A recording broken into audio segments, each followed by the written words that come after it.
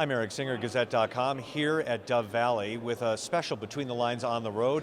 Just moments ago, number 18 called it a career after 18 years, saying goodbye to Peyton Manning.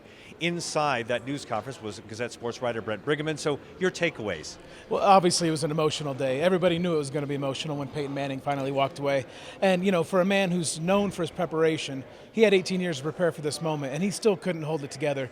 He choked up with talking about Johnny Unitas, about his own father, about his grandfather, about his family and kids, and about his career as a whole. So obviously this meant a lot to Peyton Manning, and he did not take this decision lightly. He could have walked away right after the Super Bowl.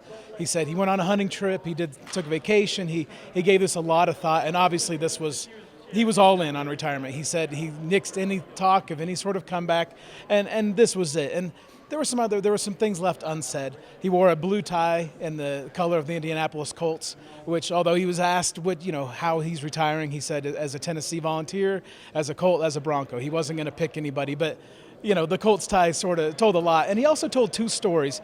Told about his young daughter, his 5-year-old daughter, right before the Super Bowl, asking if this was going to be the last game. And then he talked about some of the friends he's talked to, Bill Polian, Jeff Saturday, who now work in the media.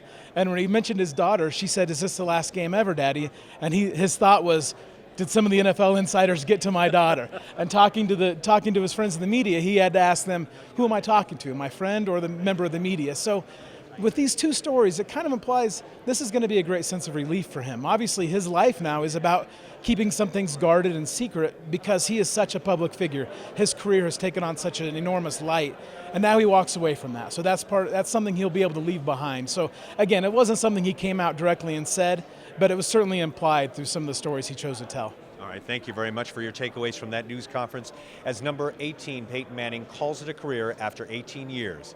And here at the Denver Broncos, Dove Valley, we saw it all happen, and you saw it on Gazette.com. From Dove Valley, I'm Eric Singer with this special Between the Lines on the road, Gazette.com.